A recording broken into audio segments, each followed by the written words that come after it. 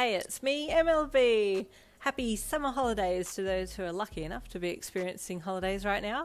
It's because of you guys that the rest of YouTube gets a second book running this time. This is an Aizawa X female listener book, and a few of you have already mentioned that you're familiar with the book, which, can I just say, is so exciting as an author when someone mentions your book or casually quotes something from it. It's awesome.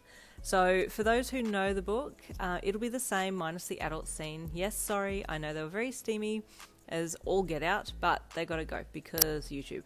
So, but for those who are hearing this book for the first time, hold on to your seats and your hearts because it's angsty, frustrating, and the cliffhangers are a real and terrifying thing. Some housekeeping notes before we start. Aizawa in this book is 30, so listener is around the same age, maybe a tad younger, as she's fresh out of uni, college, tertiary education, and is bright-eyed and bushy-tailed, looking to get in the school of her dreams to be a teacher at UA.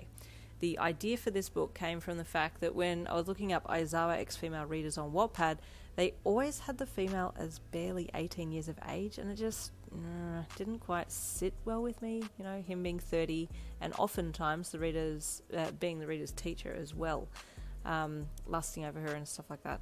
I do my absolute darndest to keep characters canon in my books, and he just didn't seem the type to be all over an 18-year-old. You know, so I was like, hey, well, you know what, I'm an author, so I'm going to write myself a book. So this is what happened. This book was available on Wattpad, but just before I completed it, I got deleted. Thanos snapped.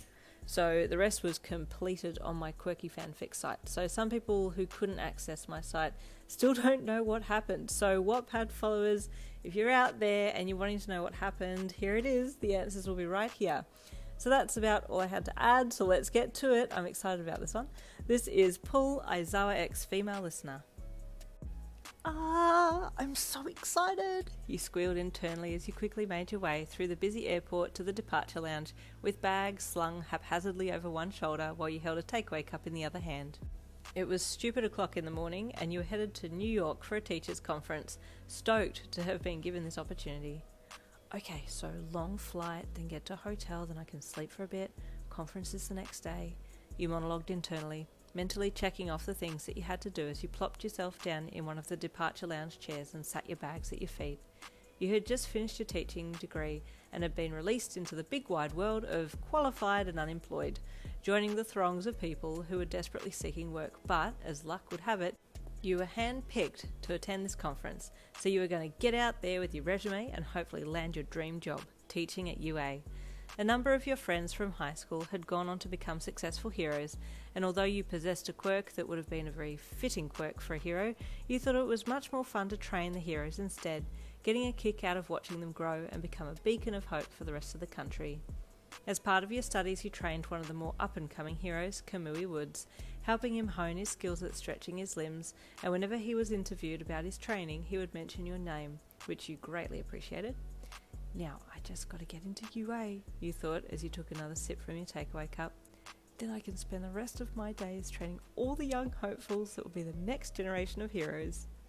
As you sat there smiling off into nowhere, a very dishevelled person ambled over to you, promptly tripping over your bags and slumping down in the seat opposite you, not even bothering to apologise as he fell apathetically into the chair.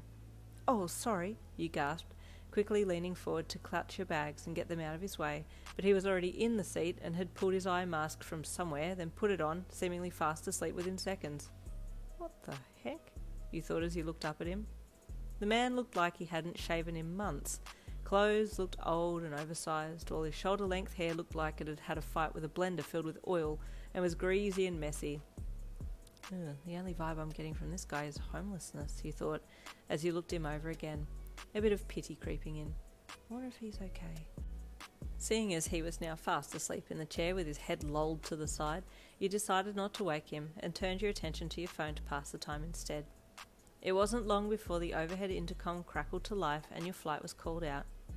Passengers of Flight 765 to New York, please make your way to Gate D. We will be commencing boarding soon, the voice called, rousing people to action as they responded to the call. You got up and picked up your bags, looking at the guy still asleep opposite you. Should I wake him? You thought as you paused for a second. Excuse me, you said softly, reaching out to touch his shoulder. The minute your fingers touched his shirt, he jumped, grabbing your wrist and holding it firmly as he quickly slipped the eye mask up over his forehead, giving you a dead stare with half-lidded black eyes. You froze. His eyes were bloodshot and intense, and now that his mask had been removed, you got a good look at his face as a whole.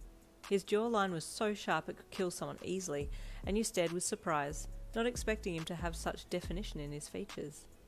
Still within his strong grip, you sucked a deep breath in sharply and continued to stare at him. "What?" he asked in an uninterested voice as he let your wrist go. Are you going to New York?" you asked softly. "Because we're boarding now." He looked at you, then passed you to the flight board and saw the box next to New York flight had a "Now Boarding" sign flashing on it. Without saying another word to you, he got up and walked past you, making a beeline for the departure gate. "Rude," you thought as you watched him go. "Oh well, won't ever have to see him again, so I don't have to worry about his lack of manners." You followed after him, lining up at the end of the line and watching as he walked straight past everyone and flashed a card at one of the air hostesses that was manning the gates. She nodded and unhooked the chain that was blocking the entrance, and he walked on through, boarding the plane first before anyone else. Your jaw hit the floor. Who is that guy? How come he gets to go in first? Is he a celebrity or something? You waited patiently in line, shuffling along as person after person was let through in an orderly fashion. Finally it was your turn, and you handed your boarding pass and passport over, thanking the attendants politely when they handed your items back and let you through. You followed the corridor down to the plane and entered, the low hum of the plane engine making you excited all over again as the reality of being on your way set in. Kindly you greeted the air hostesses as you stepped across the threshold and into the plane, holding your boarding ticket out to the lady in charge. "Good morning," the well-dressed head hostess greeted you, taking your pass and looking down at it. "You're in row 27A. She happily indicated what side of the plane you were on. "Please head down and find your seat. I'll be down shortly to help you." You thanked her one more time and happily bumbled down the narrow walkway, looking up at the overhead lockers to find your row. Finding it easily, you looked down to see who was in the seat next to you, and your face fell when you realised it was Mr. Rude Homeless Man from earlier, slumped in his seat with eye mask back on again.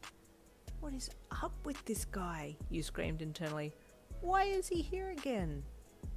And there is Chapter 1. Stay tuned for Chapter 2 coming tomorrow.